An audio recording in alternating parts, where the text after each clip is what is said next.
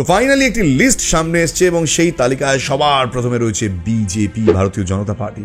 আর তারপর কার নাম রয়েছে জানেন? ভারতবর্ষের এতগুলো স্টেটের মধ্যে তারপরেই যে স্টেটটার নাম রয়েছে সেই স্টেটটার নাম আর কিছু না, ওয়েস্ট বেঙ্গল, পশ্চিমবঙ্গ।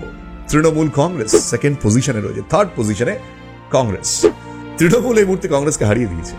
বিজেপি সংখ্যাটা হচ্ছে 6,000 কোটি টাকা। তৃণমূলের কত? তৃণমূলের 1600 কোটি টাকা, কংগ্রেসের 1400 কোটি টাকা। তারা বুঝতে পারছেন কোটি কোটি কোটিতে চলছে এইসব রাজনৈতিক দলগুলো, এদের এত এত এত টাকা।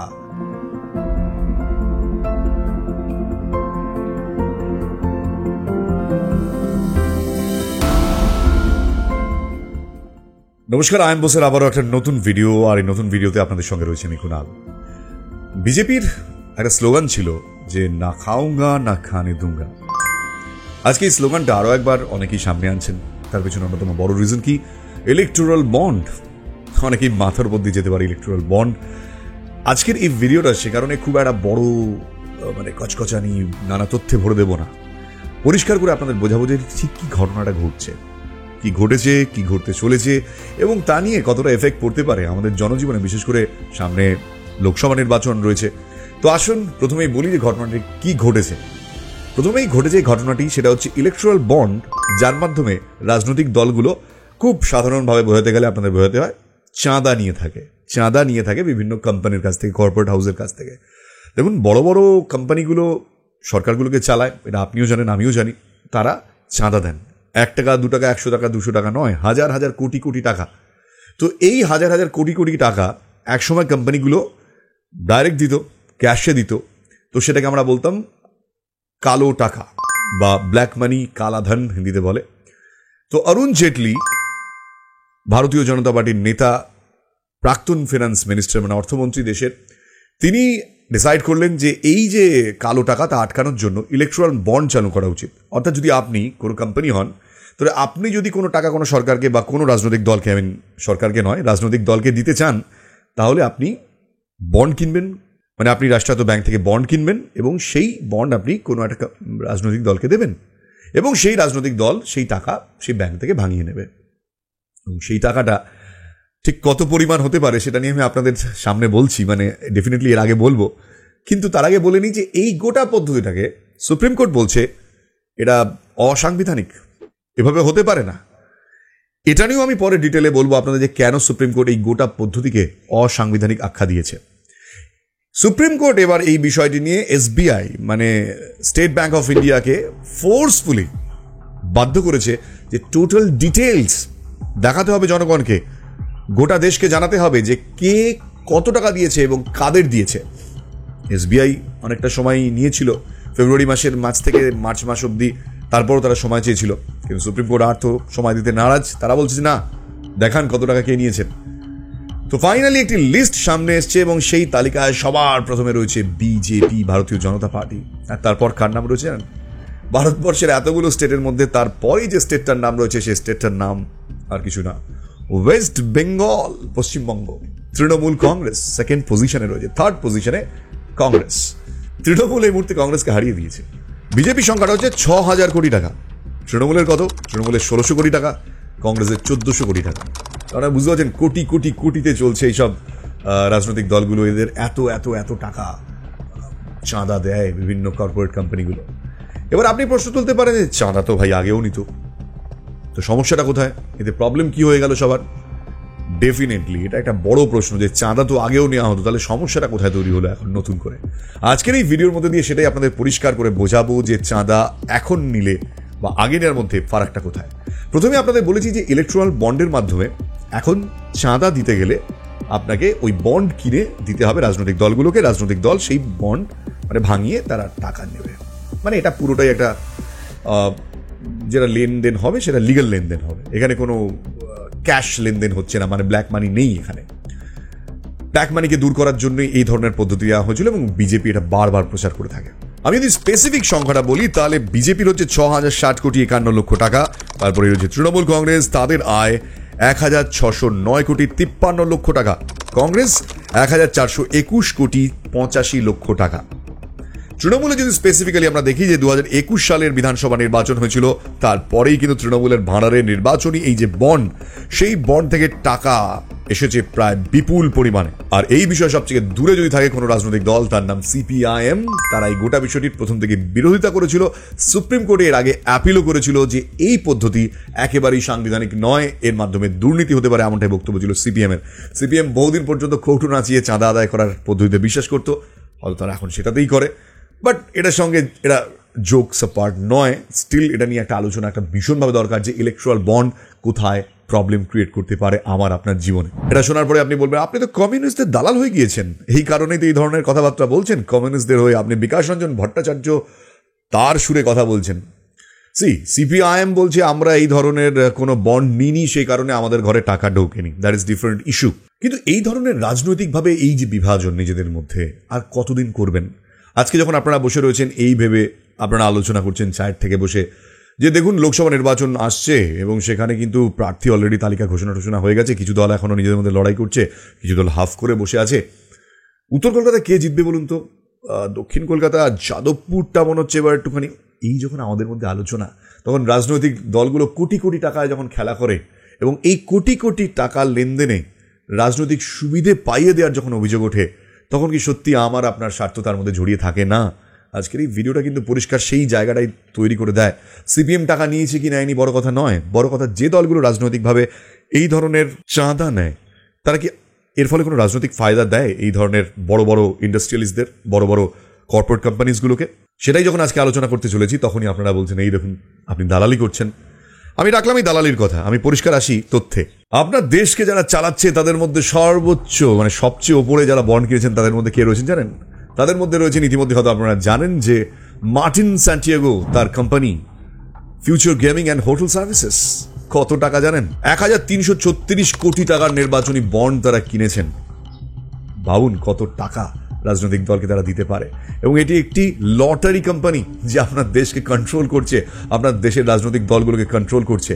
এরপর আর বন্ড কেনার দ্বিতীয় লিস্টে কার নাম রয়েছে দক্ষিণ ভারতের ব্যবসায়ী কৃষ্ণা রেড্ডি, তার mega engineering and infrastructure limited, তারা দ্বিতীয় নম্বরে রয়েছে। সংখ্যাটা কত জানেন? 966 কোটি টাকার বন্ড কিনেছে তারা রাজনৈতিক দলকে দেওয়ার জন্য চাঁদা। আর এই বন্ড কেনার তালিকাতে রয়েছে এয়ারটেলের মতন কোম্পানির নাম রয়েছে উত্তরাখণ্ডের সেই যে টানেল তৈরি হয়েছিল মনে আছে, যেখানে শ্রমিকরা আটকে পড়েছিল, সেই টানেল যারা তৈরি করেছিল নবযুগ ইঞ্জিনিয়ারিং, তাদেরও নাম রয়েছে। আর নামের তালিকা অনেক বড় এবং এই তালিকায় একটা ইন্টারেস্টিং পয়েন্ট আপনাদের বলে দিই, এর মধ্যে 14টি সংস্থা এমন রয়েছে যারা এই রাজনৈতিক দলগুলোকে চাঁদা দিয়েছে এই বন্ডের মাধ্যমে। তাদের ঘরে ইডি এবং সিবিআই রেড করেছিল। এখানেই কিন্তু প্রশ্নটা উঠে যাচ্ছে যে যাদের ঘরে রেড করে সিবিআই এবং ইডি, তারা এত কোটি কোটি টাকা দেয় গভর্নমেন্টকে এবং কোথাও কি রাজনৈতিক ফায়দা নেওয়ার জন্য কি দিচ্ছে? এই গোটা বিষয়টি পরিষ্কার হওয়া দরকার যে কারা কত কোটি টাকা দিচ্ছে এই বন্ডগুলোতে গভর্নমেন্টকে। এখানে আরেকটা ইন্টারেস্টিং তথ্য আপনাদের জানিয়ে রাখি যে আপনাদের মনে হতে পারে কোথায় এর মধ্যে তো আম্বানি আদানি এদের নাম নেই, সিরিয়াসলি কি এদের নাম নেই? আপনি কি মনে করেন যে এরা টাকা দেয় না গভর্নমেন্ট তৈরি করার জন্য, ভোটের জন্য, তাদের নিজেদের সুবিধের জন্য? ডেফিনেটলি দেয়, এটা আপনি চ্যালেঞ্জ নিয়ে বলতে পারেন তারা ডেফিনেটলি দেয়। কিভাবে দেয়? তাদের অনেক শেল কোম্পানিজ থাকে, ছোট ছোট কোম্পানি যেগুলো ডরম্যাট অবস্থায় থাকে, মানে নিষ্ক্রিয় অবস্থায় থাকে, সেগুলোকে বিভিন্ন রকমের ফিনান্সিয়াল কাজের জন্য ব্যবহার করা হয়। এই কোম্পানিগুলো এগুলো অ্যাক্টিভ কোম্পানি নয়। তার মধ্যে রয়েছে মহারাষ্ট্রের কোম্পানি কুইক সাপ্লাই চেন, যারা 410 কোটি টাকার বন্ড কিনেছে। এই 410 কোটি টাকার বন্ড কুইক সাপ্লাই চেন, কারা এরা? নাম শুনেছেন কখনো? আপনি নাই শুনতে পারেন, কিন্তু বলা হচ্ছে যে এদের সঙ্গে যোগ রয়েছে রিলায়েন্সের। এর মধ্যে কিন্তু ওয়েস্ট বেঙ্গলের একটি কোম্পানিও রয়েছে, হলদিয়া এনার্জি লিমিটেড। অর্থাৎ এরকম বহু কোম্পানি যারা টাকা দিয়েছে বন্ডের মাধ্যমে, তাদের অনেকে দেখা যাচ্ছে যে ইনকাম 10 টাকা, তারা দিয়েছে হয়তো 90 টাকা চাঁদা। তো বুঝতে পারছেন যে কিভাবে তারা এই ধরনের রাজনৈতিক ফায়দা নেওয়ার জন্য এই ধরনের এত এত কোটি কোটি কোটি কোটি টাকা তারা দিচ্ছেন। এখানেই প্রশ্ন উঠছে যে কোথাও এই পদ্ধতিটা কি সত্যিই সাংবিধানিক পদ্ধতি? এই পদ্ধতির মধ্যে দিয়ে রাজনৈতিক দলগুলো কি কোথাও টাকা নিয়ে এদেরকে সুবিধা পাই দেয়? এই প্রশ্নটা আপনি অস্বীকার করতে পারেন না। অসাংবিধানিক বলেছেন কারণ সংবিধান স্বীকৃত যে পদ্ধতিতে আইন প্রণয়ন করার কথা সেগুলো এভাবে হয়নি। প্রথম কথা হচ্ছে এই বিলটিকে সরকার পক্ষ মানি বিল হিসাবে দেখিয়েছিল, যেটা কোনোভাবে এটা মানি বিল নয়, যাতে হয়তো অপোজ করতে না পারে। দ্বিতীয় কথা হচ্ছে আপনার অনেকগুলো যে আইন এরা অ্যামেন্ড করেছিল তার মধ্যে একটা হচ্ছে আপনার এই যে কোম্পানিজ অ্যাক্ট, সেখানে বলা ছিল যে আগে যে কোনো কোম্পানি তারা সর্বাধিক 7.5% ডোনেশন দিতে পারে, তাদের প্রফিটের দিতে পারে যে কোনো পলিটিক্যাল পার্টিতে। তার মানে এই নয় যে কংগ্রেসকে 7.5%, বিজেপিকে টোটাল 7.5%। এখানে তারা বলে দিল এনি অ্যামাউন্ট, মানে কোম্পানির আয় যদি আপনার 5 টাকা হয়, দে ক্যান পে 50 রুপিস বা 100 রুপিস, মানে এতটাই তারা রিডাকশন দিয়ে দিয়েছে। তো জানতে পারবে কে কিনছে, কাকে দিচ্ছে, কাকে দিচ্ছে, মানে এই যে কি ইন্টারেস্ট রয়েছে। কেন যে কোনো আপনার বিজনেস গ্রুপ তখনই ইনভেস্ট করে বা ডোনেশন দেয়, ওটা তাদের ইনভেস্টমেন্ট। কিন্তু I repeat, donation is nothing but A investment. তার রিটার্ন তারা নেয়। তারা যদি 5 টাকা কোনো কাউকে দিয়ে থাকে, সেখান থেকে 50 হোক, ডিপেন্ডিং আপন দ্য সিচুয়েশন, 50 হোক 500 হোক, তারা রিটার্ন নেয়। সেই ইন্টারেস্টটা কি, এটা কিন্তু ভোটারদের জানার অধিকার আছে। মানে আমি কাকে ভোট দিচ্ছি আমার জানার অধিকার আছে, সে আমার জীবন জীবিকা, আমার শিল্প সংস্কৃতি, তার প্রতি আঘাত আনবে কিনা। কারণ একটা কুঠার যেমন গাছ কাটে, সেই কুঠারের হাতল তৈরি হয় কিন্তু গাছের ডাল দিকেই। তো আমার জানার অধিকার আছে যে সে ভোটে জিতে এসে যার টাকা এসে জিতবে, সে এসে আমারই জীবন জীবিকা বা শিল্প সংস্কৃতির আঘাত থাকবে কিনা। তো এই যে অ্যানোনিমিটি, এই যে একটা মানে কমপ্লিটলি এগেনস্ট ট্রান্সপারেন্সি, যেটা আমাদের আর্টিকেল 1901 দেওয়া ছিল, সাংবিধানিক স্বীকৃতি যে আমার রাইট টু ইনফরমেশন, সেটাকে ভায়োলেট করেছে। বেসিক্যালি আমি তো বলবো এটা ছিল একটা ক্রিমিনাল কনস্পিরেসি, লার্জার কনস্পিরেসি, যে একটা আপনার এই ধরনের একটা ইস্যুকে সংসদের মাধ্যমে এনে আইনি একটা মোড়ক দেওয়া হয়েছিল। কারণ আপনি হয়তো জানবেন, অলরেডি সামনে এসে গেছে, পুলওয়ামা হওয়ার পরে একটি পাকিস্তানের কোম্পানি এখানে ডোনেশন দিয়েছে। পাকিস্তানের কোম্পানির কি ইন্টারেস্ট আছে এখানে ইন্ডিয়াতে, ডোনেশন দিয়েছে। যে কোম্পানিগুলো মানি লন্ডারিং এ যুক্ত, তারা টাকা দিয়েছে হাজার কোটি টাকা। তাদের সোর্স, এই ওপেকনেস, এই পুরো বিষয়টাই তো আপনার অসাংবিধানিক, বেআইনি, তাই না? এগুলো ক্রিমিনাল ইন নেচার। এবার রাজনৈতিক দলের প্রতিক্রিয়া শুনি। কংগ্রেস এই গোটা বিষয়টি নিয়ে একেবারে ময়দানে নেমে পড়েছে। তাদের যদিও ইনকামের সংখ্যাটা খুব কম, 1400 কোটি টাকা মাত্র। তাই রাহুল গান্ধী বলছেন যে এর থেকে বড় স্ক্যাম আর হতে পারে না। এটা হচ্ছে ইন্ডিয়ার সবচেয়ে বড় স্ক্যাম, যার মাধ্যমে মানুষকে বোকা বানানো হচ্ছে এবং লুটা হচ্ছে দেশকে। এ নিয়ে বিজেপির কি বক্তব্য? কেন্দ্রীয় স্বরাষ্ট্রমন্ত্রী ইতিমধ্যেই বক্তব্য রেখেছেন। অমিত শাহ তিনি বলছেন যে এর আগেও তো এই কর্পোরেট কোম্পানিজ তারা দলগুলোকে টাকা দিত।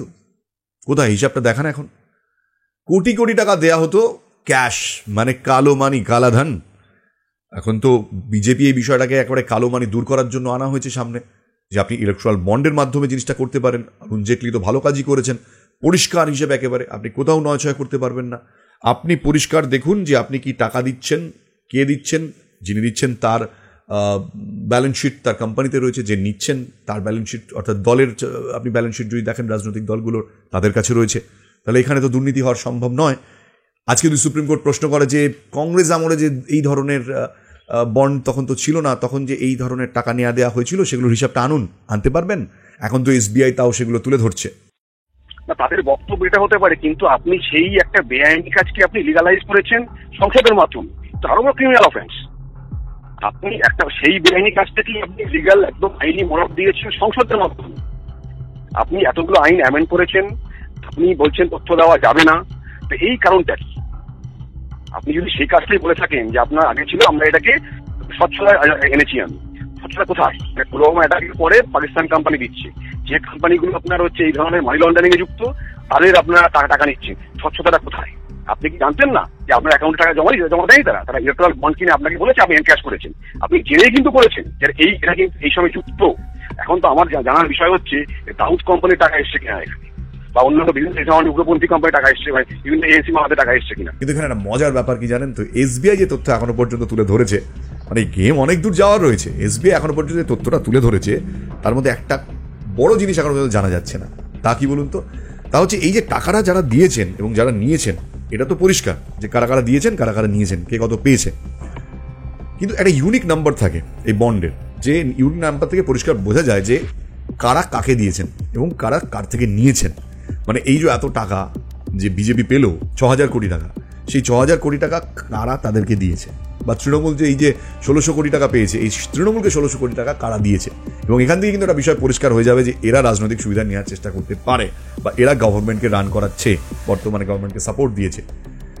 এনিওয়ে, সেটা যেমন একটা বড় প্রশ্ন। সেখানে দাঁড়িয়ে অমিত শাহ এটাও বলছেন, আমরা তো মাত্র 303টি আসন পেয়েছি, আমরা কত কামিয়েছি? 6,000 কোটি টাকা। আর যারা 242টা পেয়েছে তারা, মানে বাদবাকি পার্টিগুলোর, তারা 14,000 কোটি টাকার বন্ড পেয়েছে। সো তাদের কথা বলার কোনো রাইটই নেই। এখানে আপনি বিজেপি একমাত্র সম্ভবত সিপিআইএম ছাড়া বাদবাকি সব পার্টি কম বেশি পেয়েছে। তো কাজেই সে কেউ কিছু বলবে না এই কারণের জন্য, এবং তারা দেখবে যে অ্যাকচুয়ালি যে যখন সরকারে থাকে যে কোনো ফান্ডিং তাদের সব থেকে বেশি, এটাই স্বাভাবিক। এবং তার মানে এই নয় যে আপনি ওই মানে ওই এমপির নিরিখে ওটা ভাগ করে দেবেন যে আপনি পেয়েছেন আপনার পার এমপি এত পেয়েছে এই হিসেবে। ওটা একটা লেম এক্সকিউজ, ওটা কোনো এক্সকিউজই নয়। তো বিষয়টা হচ্ছে বিজেপি যখন পেয়েছে, বিজেপিকে তো বলতে হবে যে ভাই তোমার এই ইয়ে থেকে লটারি যে যারা এত মানি লন্ডারিং এর কেস তোমার এখানে দিয়েছে, কি ইন্টারেস্টে দিয়েছে? পাকিস্তানের কোম্পানি তোমার কি ইন্টারেস্টে দিয়েছে? Interest is main issue. মানে আপনি একটা স্টেটে যদি এখন জল জঙ্গলের যারা অধিকার কেড়ে নেয়, যে ধরনের মানে আপনার কোম্পানিগুলো বা আপনার যে কর্পোরেট গুলো, আপনি তাদের ফান্ডিং নিয়ে আপনি তাদের ভোট দিয়ে তাদের উচ্ছেদ করেন, তা আমার জানার অধিকার নেই যে আমি কাকে বাগায় ভোট দিচ্ছি, আমি সে এসে আমাকে বাড়ি থেকে আমাকে খরচা করবে কিনা? এদিকে বলছেন আপনি অপেক। এখন যতক্ষণ না পর্যন্ত আপনি ইউনিক কোড পাচ্ছেন ততক্ষণ পর্যন্ত আপনি এই চ্যালেঞ্জটা করতে পারবেন না যে কে কত টাকা পেয়েছেন কার কাছ থেকে, সেটা এখনো পর্যন্ত নির্দিষ্ট নয়। প্রশ্নটা যখন উঠছে যে বিভিন্ন ক্ষেত্রে দেখা যাচ্ছে ইডি সিবিআই যাদেরকে রেড করেছে তারা তার পরবর্তীকালে টাকা পে করেছে, মানে বন্ড কিনেছে তারা। এখন নির্মলা সীতারামনের বক্তব্য যে এই বন্ডটা যে তারা বিজেপি মানে সেন্ট্রাল বিজেপিকে দিয়েছে না কোনো স্টেট গভর্নমেন্টকে দিয়েছে, সেটা আপনি কি করে বুঝতে পারছেন? মানে কোনো স্টেট পার্টিকে দিয়েছে, লোকাল পার্টিকে দিয়েছে, রিজিওনাল পার্টিকে দিয়েছে, সেটা তো প্রমাণ করার কোনো জায়গা নেই। তো গোটা বিষয়টি এখানে দাঁড়িয়ে রয়েছে। আপনারা বুঝতে পারছেন যে কেন, কোন জায়গায় দাঁড়িয়ে এটা একটা এত বড় প্রশ্ন হয়ে দাঁড়িয়েছে। কারণ বহু কর্পোরেট হাউস যারা গভর্নমেন্ট চালায় বলেই দাবি করা হয়, আমরা এটা সবসময় শুনে এসেছি, মানে প্রথমে রাজনৈতিক দল তাকে সাপোর্ট করে এবং তারপরে বিভিন্ন ধরনের সুযোগ সুবিধা তারা নেয় এই ধরনের রাজনৈতিক দলগুলোর কাছ থেকে এবং তাদেরকে কোটি কোটি টাকা দেয়। এখন দেখুন, এই ইলেকট্রাল বন্ড নিয়ে খুব একটা বেশি কথা আপনি শুনতে পাবেন না। কংগ্রেস যতই চিৎকার করুক, তৃণমূল যতই চিৎকার করুক, কিন্তু একটু কম করবে। সিপিএম হয়তো বেশি করবে কারণ তারা ইলেকট্রাল বন্ড নেয় না। বাকি রাজনৈতিক দলগুলো কিন্তু তাদের সাফাই গাইতে শুরু করবে। বাট সাধারণ মানুষের কি যায় আসে? তারা কোথায় বা কবে প্রশ্ন করেছে? তাদেরকে যেভাবে রাজনৈতিকভাবে চালনা করা হবে তারা সেভাবে চালিত হবে। আপনি পশ্চিমবঙ্গে দেখুন, পশ্চিমবঙ্গ সরকারটা চলছেই মদ আর জুয়ার ওপরে আর এই শেল কোম্পানির মাধ্যমে।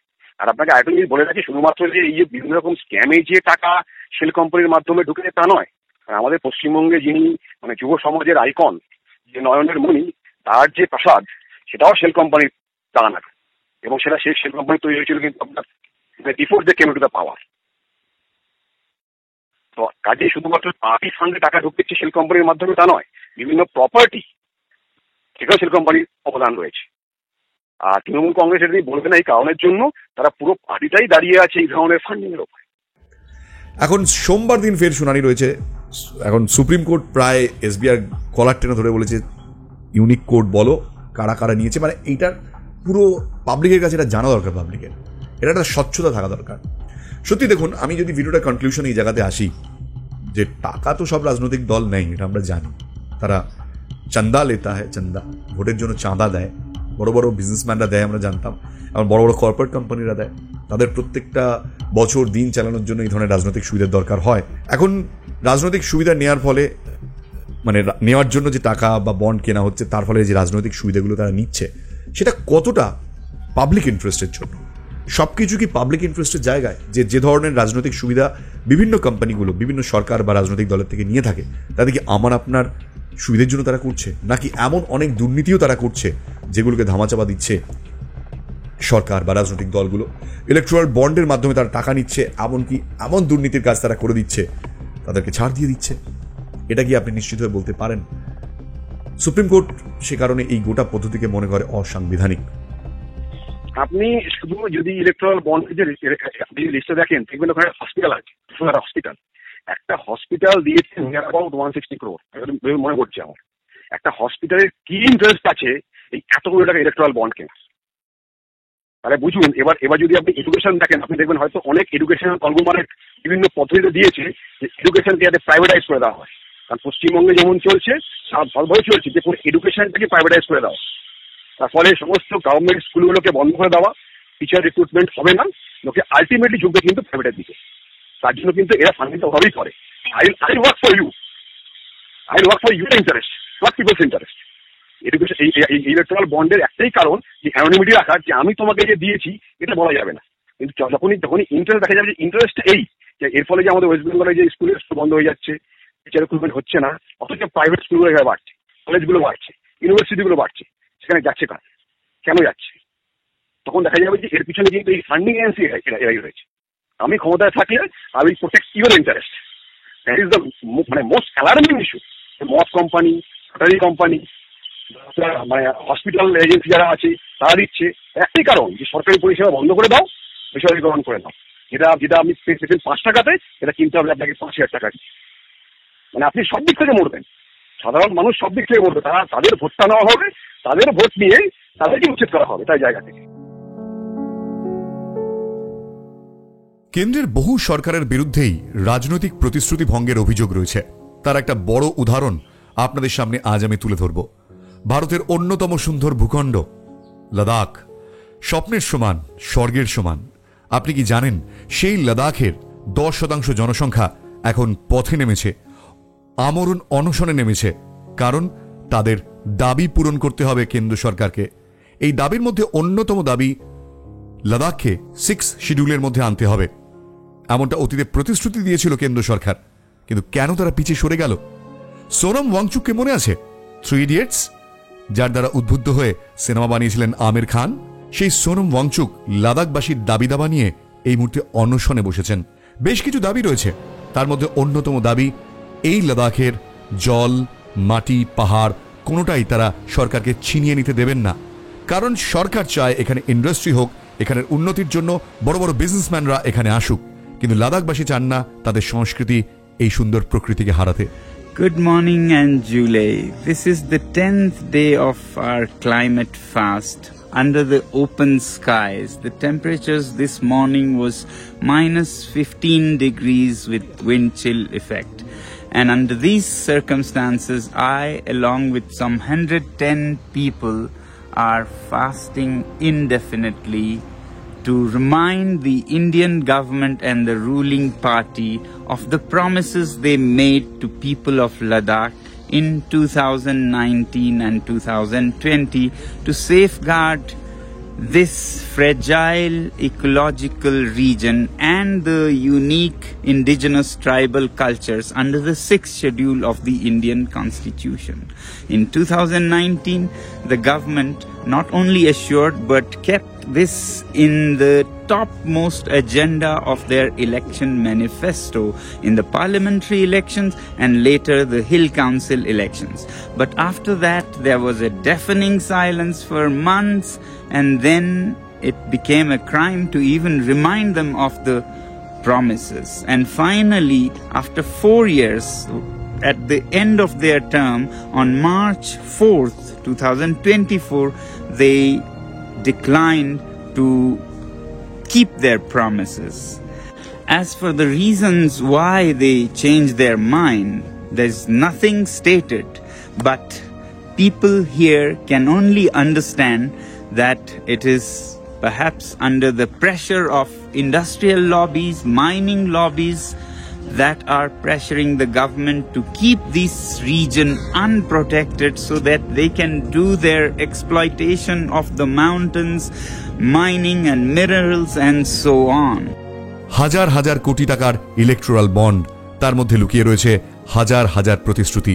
এই হাজার হাজার প্রতিশ্রুতি রাখার জন্যই কি অনেক ধরনের কাজ এমন করতে হয় যা মানুষের স্বার্থে নয়? লাদাখের পরিস্থিতি নিয়ে যদি আপনি আরো ডিটেইলে জানতে চান, তাহলে আমাকে কমেন্টে লিখুন। আমি অবশ্যই এই সংক্রান্ত ভিডিও পরের এপিসোডে আনার চেষ্টা করব। এ বিষয়ে আরো তথ্য আপনাদের জানাবো, আরো সামনে আসবে বিষয়টা। খেল अभी बहुत दूर बाकी है। আপনি কোনটাকে ঠিক ভাবেন, কোনটাকে ভুল ভাবেন, আপনি ডেফিনেটলি কমেন্টে জানাতে পারেন। আমি একটুখানি অপেক্ষা করে ভিডিও বানাই, কারণ আমি এত তথ্যের ভান্ডারে আপনাদের গুলিয়ে দিতে চাই না। আমি এক বেশি ভিডিও বানাই না, আপনি জানেন বা আপনারা জানেন। সে কারণে সবকটা দিকই তুলে ধরার চেষ্টা করলাম আপনাদের সামনে, বা আপনাদের বোঝানোর চেষ্টা করলাম যে অ্যাকচুয়াল ঘটনাটা ঠিক কী ঘটেছে বা কী ঘটতে পারে। সো নজর খোলা থাকুক, সবসময় চোখ খোলা থাকুক। ডিসাইড আপনারা করবেন। লোকসভা আসছেন, সুদীপবাবুর এগেনস্টে তাপসবাবু দাঁড়ালে আপনার কোনো লাভ হবে কিনা আমার জানা নেই, কিন্তু কিছু কিছু ক্ষেত্রে আমার মনে হয় আপনাদের চোখ কান খোলা রাখা ভীষণ দরকার। কারণ রাজনৈতিক ভরসায় আপনারা হয়তো এদিক ওদিক করছেন, কাউকে দালাল বলে দিচ্ছেন, কাউকে হয়তো আক্রমণ করছেন সরাসরি সোশ্যাল মিডিয়া। তো আমরা চেষ্টা করছি যে অ্যাটলিস্ট কিছু করার, যাতে আপনারা বুঝতে পারেন, আপনাদের ফায়দা হয়। আর দেখুন, আপনারা যদি মনে করেন যে আমাদেরও কিছু হেল্প করতে চান, তাহলে আমাদের হেল্প কিন্তু আপনারা করতে পারেন। কিভাবে? আপনি ভিডিওটা দেখছেন, থ্যাঙ্কসের মাধ্যমে আপনারা আমাদের টাকা পাঠাতে পারেন। সরাসরি আপনাদের কাছে আমরা পরিষ্কার জানিয়ে দিচ্ছি, এখানে কোনো লুকোচুরি নেই, এখানে কোনো ইলেকট্রাল বন্ড নেই। আপনি চাইলে এই আই এম বোস চ্যানেলের যে জয়েন বাটন রয়েছে, সেই জয়েন বাটনেও কিন্তু ক্লিক করে মেম্বার হতে পারেন। তাতে বেশ কিছু সুবিধে আই এম বোসের পক্ষ থেকে আপনি পাবেন। অনেক ভিডিওস হয়তো আগে পাবেন, অনেক কিছু স্পেশাল আপনাদের জন্য থাকবে। তো এখানে কোনো ইলিগাল ব্যাপার নেই। ইউটিউব আমাদের এই অপশনগুলো দেয়। তো আপনারা চাইলে আমাদের ভিডিও যদি ভালো লাগে, আমার ভিডিও, আপনি থ্যাঙ্কসও জানাতে পারেন। এনিওয়ে, এখানে ভিডিওটা শেষ করছি। নেক্সট ভিডিওতে দেখা হবে। যেতে এটুকু বলবো, সাবস্ক্রাইব না করে যাবেন না। নতুন ভিডিওতে আরও কিছু থাকছে ভালো হয়তো আপনার জন্য, তাহলে সেই নোটিফিকেশনটা আপনাকে পেতে হবে। তো ওকে, চলুন, টাটা বাবাই, দেখা হচ্ছে নতুন ভিডিওতে। জয় হিন্দ।